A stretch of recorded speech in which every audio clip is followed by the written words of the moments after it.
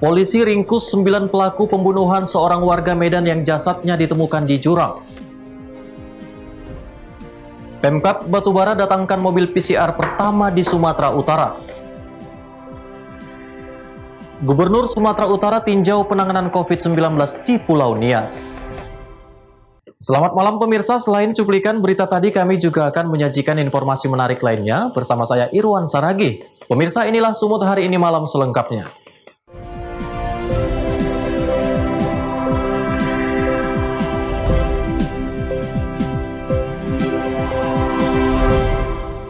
Kita ke informasi pertama, pemirsa. Tim Jatantras Polda Sumut mengungkap kasus kematian jasad seorang warga Medan yang ditemukan di dalam jurang. Selain mengamankan sejumlah barang bukti di 2 tempat, petugas juga meringkus 9 orang diduga pelaku pembunuhan berencana.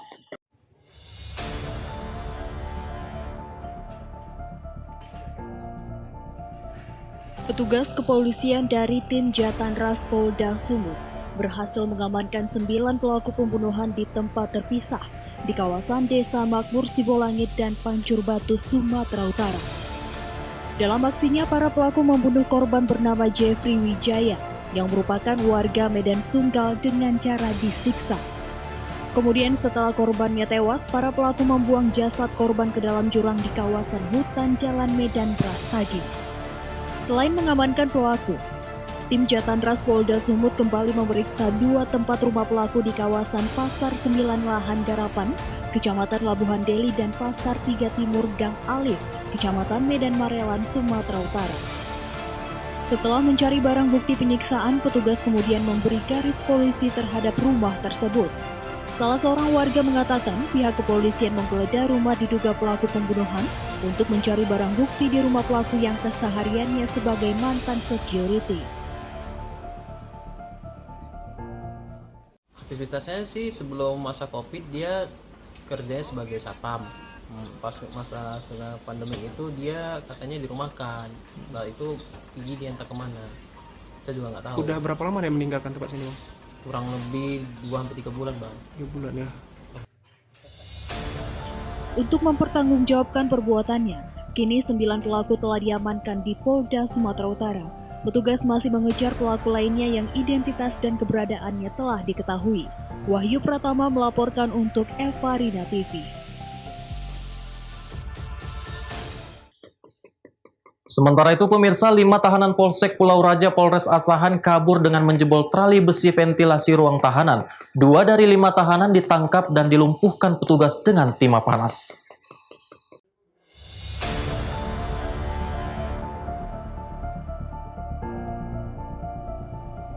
Inilah kelima tahanan Polsek Pulau Raja Polres Asahan, Sumatera Utara yang berhasil kabur dari ruang tahanan. Kelima tahanan tersebut yakni Rahmadan Nasution, Aminuddin, Wahidin, Ihsan, serta Dedi Alfian. Dijerat kasus yang sama yakni pencurian dan pemberatan. Kelimanya kabur dari sel tahanan Polsek Pulau Raja dengan cara merusak terali besi ventilasi dan merusak pintu sel utama. Kelimanya kabur melalui pintu belakang Polsek. Petugas berhasil mengamankan 2 tersangka, yakni Rahmadan Ritonga dan Aminuddin, di persembunyiannya di Provinsi Riau dan Kabupaten Labuhan Batu. 2 tersangka yang merupakan otak pelaku perencanaan kabur dari sel tahanan terpaksa ditindak tegas petugas karena melawan saat akan ditangkap. Ya, memang benar bahwasanya dari Polsek Pulau Raja ada 5 orang tahanan yang kabur dan saat ini telah ditangkap kembali 2 orang. Sementara yang 3 orang masih dalam tahap pengejaran. Itu cara mereka kabur tuh melalui apa, Pak? Cara mereka kabur itu melalui dengan merusak ventilasi atau apa itu namanya, jerjak bagian atas. Setelah itu telah merusak, mereka keluar ke ruang tamu tahanan.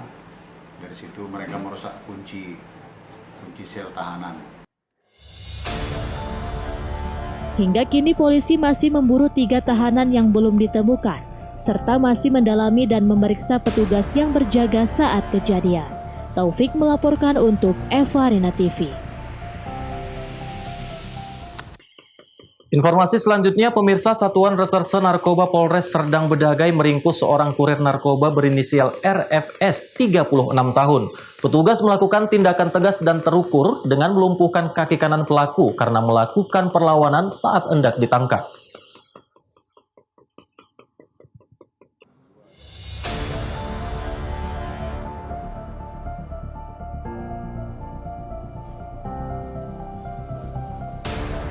RFS 36 tahun. Warga Medan ini ditangkap polisi saat hendak bertransaksi narkoba di pinggir sungai di Jalan Kabupaten, Desa Kota Galuh, Kecamatan Perbaungan, Kabupaten Serdang Bedagai, Sumatera Utara. Dari tangan pelaku, petugas mengamankan barang bukti satu plastik klip transparan berisi narkotika jenis sabu dengan berat 475 gram dan 1 unit handphone. Hal tersebut diungkapkan Kapolres Serdang Bedagai AKBP Robin Simatupang saat menggelar konferensi pers kepada sejumlah awak media. Pengungkapan kasus ini menindaklanjuti informasi masyarakat tentang adanya transaksi sabu yang dilakukan tersangka. Pengakuan tersangka, dirinya mendapatkan upah sebesar 2 juta rupiah untuk mengantarkan sabu tersebut ke Perbaungan. Melakukan undercover buy ke lokasi yang telah ditentukan. Nah, pada saat itu hari Rabu tanggal 16 September sekitar pukul 22, tepatnya itu di pinggir sungai Desa Kota Galuh, Kecamatan Perbaungan, dilakukanlah penangkapan terhadap Fauji, ya, alias Restu, ya. Nah, waktu dilakukan penangkapan ditemukan ini barang bukti jenis narkoba jenis sabu. Untuk pengembangannya, di bawah pengembangan, ya, tersangka melakukan perlawanan sehingga dilakukan tindakan tegas dan terukur. Pak, barang bukti yang diamankan berapa banyak, Pak? Ini 470,5 gram, Pak. Hampir setengah kilo lah. Akibat perbuatannya, tersangka dijerat pasal 114 ayat 2, subsidiar pasal 112 Undang-Undang Republik Indonesia nomor 35 tahun 2009 dengan ancaman hukuman minimal 6 tahun penjara. Abdul Malik melaporkan untuk Evarina TV.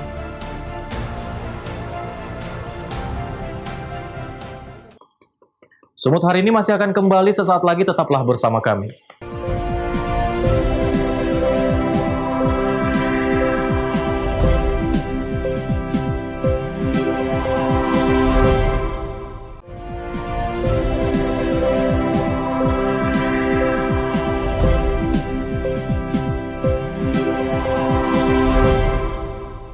Terima kasih Anda masih bersama kami. Pemirsa, karena tidak kooperatif saat dipanggil tim penyidik usai ditetapkan tersangka, Kejaksaan Negeri Labuhan Batu menetapkan Kepala Desa Bulungihit masuk dalam daftar pencarian orang atas dugaan melakukan tindakan pidana korupsi dana desa senilai 900 juta rupiah.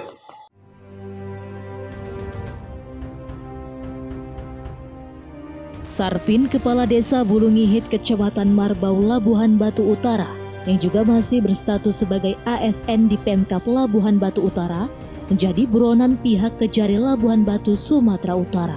Dirinya masuk dalam daftar pencarian orang dikarenakan tidak kooperatif, usai dirinya dinyatakan sebagai tersangka dugaan tindak pidana korupsi dana desa periode tahun 2016 hingga 2019, senilai lebih dari 900 juta rupiah. Kepala Kejaksaan Negeri Labuhan Batu, Kumaidi, menyebutkan, usai melakukan pemanggilan beberapa kali terhadap tersangka selaku pejabat Kepala Desa Bulungihit namun tidak diindahkan, pihaknya mengeluarkan daftar pencarian orang dan telah berkoordinasi dengan sejumlah aparat terkait untuk melakukan penangkapan terhadap tersangka dugaan korupsi dana desa yang merugikan negara senilai 900 juta rupiah.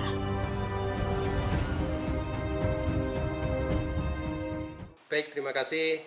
Mulai hari tanggal 21 September 2020, Kejaksaan Negeri Labuhan Batu menerbitkan DPO atas nama Sarpin, yakni tersangka tersebut Kepala Desa Bulungihit, Kecamatan Merbau, Kabupaten Labuan Batu Utara.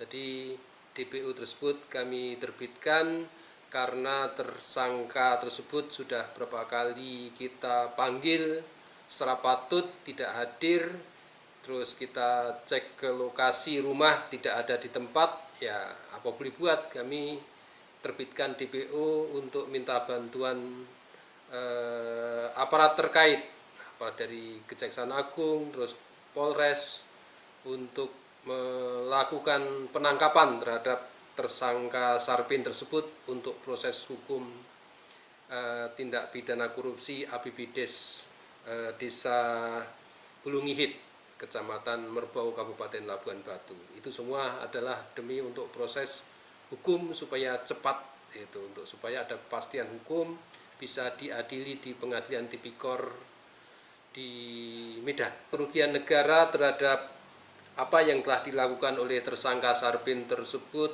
ada 900 juta rupiah. Masa daluarsa perkara tindak pidana korupsi termasuk ke dalam kategori penuntutan pidana yang ancaman pidananya mati atau seumur hidup, yakni selama 18 tahun sesuai pasal 78 ayat 1 KUHP. Ucok Sitorus melaporkan untuk Evarina TV. Pemirsa, Sumatera Utara akhirnya memiliki mobil PCR dalam upaya percepatan penanganan COVID-19. Mobil yang didatangkan oleh pemerintah Kabupaten Batubara ini merupakan mobil PCR pertama yang ada di Sumatera Utara.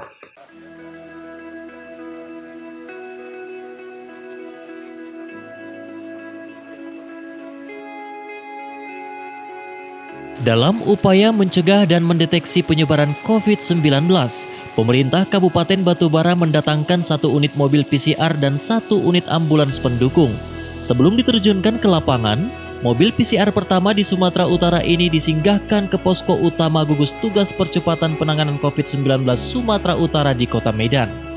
Mobil PCR ini didatangkan Pemkab Batubara untuk mempercepat penanganan masalah COVID-19 di daerah tersebut. Sejauh ini, gugus tugas di daerah itu memiliki banyak kendala, terutama saat berhadapan langsung dengan masyarakat. Bupati Batubara Zahir mencontohkan, jika ada jenazah yang dimakamkan dengan protokol kesehatan karena diduga terpapar COVID-19, namun hasil swab test keluar 4 hari setelah pemakaman dan dinyatakan negatif, maka warga dan pihak keluarga protes. Begitu juga sebaliknya, jika hasil swabnya positif, tim medis gugus tugas kerepotan melacak kontak erat jenazah tersebut. Masalah lain yang dihadapi saat ini adalah Pemkab Batubara masih menjadi pintu masuk para TKI dari Malaysia, baik yang legal maupun ilegal. Sementara alat PCR di sana masih terbatas. Dengan mendatangkan mobil jemput bola itu, pemerintah setempat hanya butuh waktu paling lama 4 jam untuk memperoleh hasil swab test. Dengan begitu, jika ada yang meninggal dunia, gugus tugas bisa langsung memutuskan proses pemakamannya. Mobil ini juga nantinya akan mempermudah pendeteksian kontak erat dari para penderita COVID-19. Apalagi kapasitas mesin PCR yang terpasang dalam mobil itu bisa memeriksa hingga 120 sampel PCR dalam sehari. Mesin PCR pada mobil tersebut akan dilayani oleh 8 tenaga ahli kesehatan. Nah, inilah harapan Pak Gubernur ketika berkunjung kemarin, memberikan isyarat kepada kita bahwa tolong selesaikan masalah-masalah yang ada di daerah masing-masing, ya, agar ini menjadi total kesemuanya bisa mengurangi orang yang kena terjangkit COVID-19 di Sumatera Utara. Jadi kita bergotong royong, alhamdulillah Pak Gubernur mendukung dan tadi telah memberikan tambahan 1 alat PCR ya di Kabupaten Batubara, dan kita berharap Jadi mobil ini Pak mobile ke desa-desa. Dia nanti ketika ada yang terkonfirmasi analisanya harus swab, kita mendatangin. Jadi dia tidak bisa jalan-jalan gitu karena mobil ini kan alatnya sangat sensitif gitu kan. Kita mendatangi ketika ini harus yang emergensi, atau sebaliknya mereka juga bisa mendatangi di mana nanti mobil ini stay. Nah, inilah harapan Pak Gubernur dalam penanganan COVID di Sumatera Utara. Itu kapasitas untuk pemeriksaan sampel PCR-nya sampai bisa sebenarnya dia sekali tes itu bisa 9. kemudian 4 jam 9 lagi, 4 jam ya? Enggak 1 jam. 1 jam, jadi dia bergulir dia. Dalam satu hari kapasitasnya bisa berapa sampel? Kalau idealnya 100 sampai 120 per hari. Gubernur Sumatera Utara Edi Rahmayadi mengapresiasi langkah Pemkab Batubara yang mendatangkan mobil PCR itu. Dia berharap dengan adanya fasilitas itu, upaya penanganan COVID-19 di Sumatera Utara semakin mudah.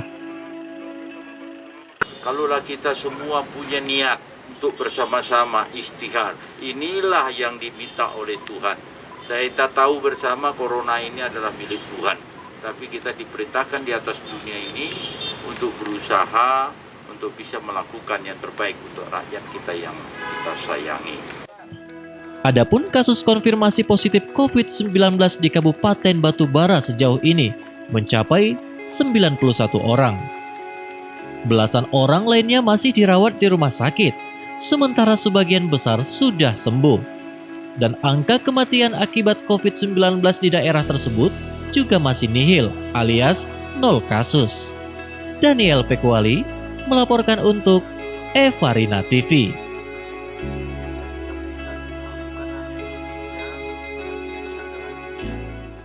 Informasi selanjutnya, pemirsa, pengusaha muda di daerah Tapanuli Selatan diharapkan untuk lebih bisa membangun ekonomi masyarakat di masa pandemi seperti sekarang ini.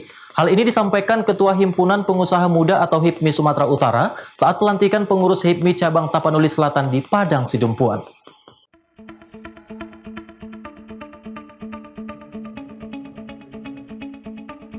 Di tengah pandemi COVID-19 saat ini, seluruh pengurus dan anggota BPD HIPMI Sumatera Utara diharuskan untuk mampu membantu mengembangkan perekonomian di daerah.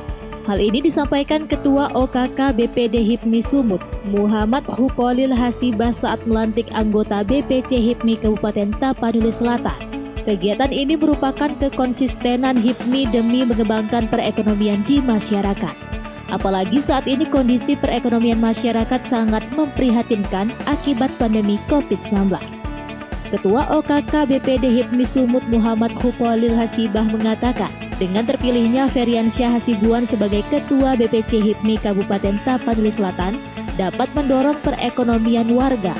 Pasalnya di tengah masa pandemi COVID-19, HIPMI Sumut terus berusaha melakukan upaya untuk meningkatkan UKM masyarakat dengan agenda rapat secara daring.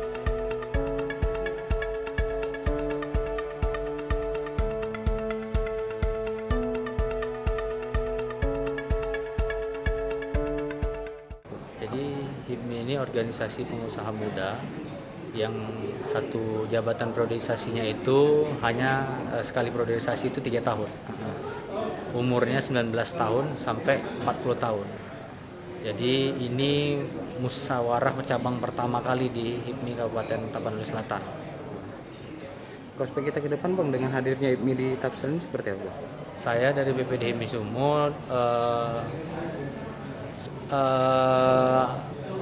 sangat mengapresiasi terbentuknya BPC HIPMI Tapsel ini untuk membantu roda ekonomi di pemerintah Tapanuli Selatan, mengembangkan wirausaha, UKM-UKM, dan mensupport dan bekerja sama dengan pemerintah di Kabupaten Tapanuli Selatan. Sementara itu, Ketua BPC HIPMI Tapanuli Selatan Feriansyah Hasibuan mengaku pihaknya terlebih dahulu akan merapatkan visi dan misi anggota HIPMI Tapanuli Selatan. Kalau kami dari BPC HIPMI Tapsel, visinya mandiri, sinergi, dan hebat.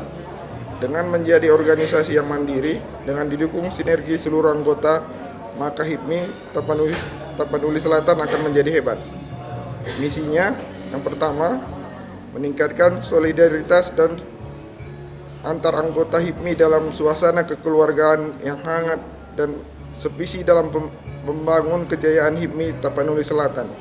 Yang kedua, menciptakan sinergitas bisnis yang saling menguntungkan, terutama dalam mewujudkan sumber pendanaan organisasi yang sehat, baik dan berkelanjutan. Yang ketiga, menggalang sinergi dengan komunikasi bisnis yang ada di Tapanuli Selatan, sehingga Tapanuli Selatan akan menjadi barometer kewirausahaan di Pantai Barat, bahkan di Sumatera Utara. Azan Sinaga melaporkan untuk Eva Rina TV. Sumut hari ini masih akan kembali sesaat lagi, tetaplah bersama kami.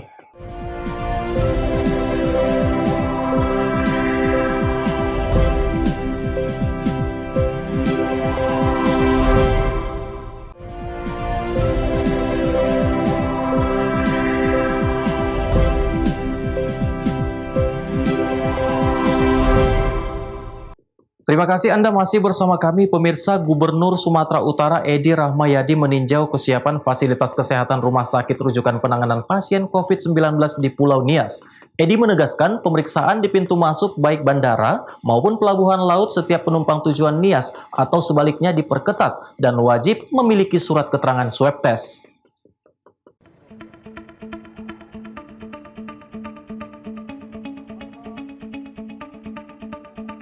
Gubernur Sumatera Utara berkunjung ke Pulau Nias untuk memastikan berbagai fasilitas kesehatan di Rumah Sakit Umum Daerah Gunung Sitoli sebagai rumah sakit rujukan COVID-19 di Pulau Nias.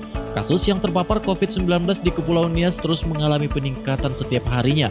Tercatat hingga 20 September kemarin, data gugus tugas percepatan penanganan COVID-19 Kepulauan Nias mencapai 128 orang. Pemerintah Provinsi Sumatera Utara berencana akan segera melengkapi peralatan PCR dalam memaksimalkan pelayanan kepada masyarakat.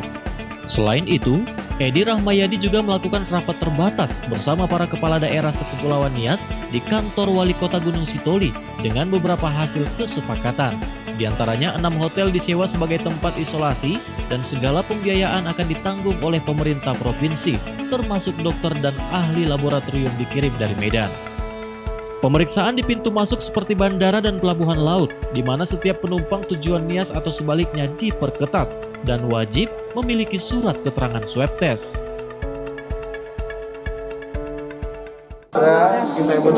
Kita akan segera melakukan laboratorium untuk PCR. Inilah yang sudah kita putuskan PCR di sana. Karena hari ini juga kalau nggak besok paling lambat itu harus terkirim ke sini. Kita sekat, artinya orang datang ke Nias harus di swab. Dia harus tahu kondisi manusia itu. Begitu juga orang yang keluar dari Nias ke tempat lain. Haugo Manojega melaporkan untuk Eva Rina TV. Informasi menarik lainnya, pemirsa, budidaya udang faname dengan teknologi semi-intensif kini tengah dikembangkan pada lahan budidaya udang faname di Kota Semarang. Bagi petambak udang, metode budidaya ini dinilai mampu meminimalkan kerugian akibat banyaknya bibit udang yang mati setelah ditebar.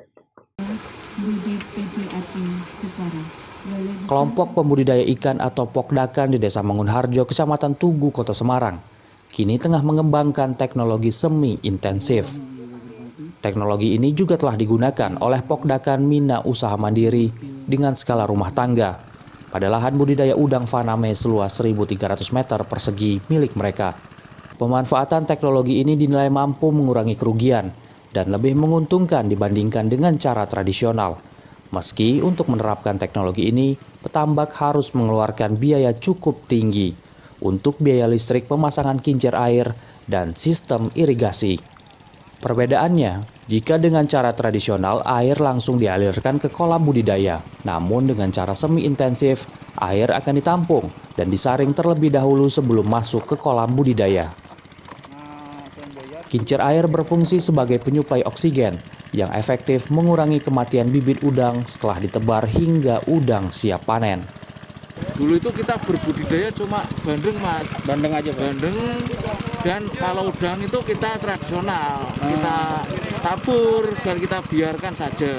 Dan itu paling 1 bulan, ada yang 1,5 bulan sudah tewas mereka. Matilah, stres itu seperti itu. Melihat potensi perikanan di pesisir Kota Semarang, Wakil Wali Kota Semarang Heve Arita Gunaryanti Rahayu yang hadir dalam panen perdana udang faname di Desa Mangunharjo pada Selasa 22 September mengimbau kepada warga pemilik lahan pertanian yang tidak bisa lagi bercocok tanam karena lahan tercemar oleh air payau untuk mengalihfungsikan lahannya sebagai tambak ikan, agar lahan kritis tersebut mampu diolah menjadi lahan produktif. awalnya tanah-tanah ini tidak berfungsi atau tidak produktif bisa diproduktifkan, dan masyarakat di sini juga bangkit dalam hal perekonomian. Tadi disampaikan oleh dari Balai Besar dan dari YAKN bahwa mereka juga tidak hanya memikirkan untuk pengelolaan tambak, tetapi juga dari hulu sampai ke hilir, sehingga tadi juga adanya pengolahan atau pengelolaan untuk batik mangrove, kemudian juga kerupuk udang, kemudian adanya koperasi, sehingga nanti masyarakat di sini akan bisa mengelola dari pendapatannya itu dengan baik. Selain menggali potensi perikanan di wilayah pesisir, pemerintah Kota Semarang juga mendorong adanya inovasi dari para petambak.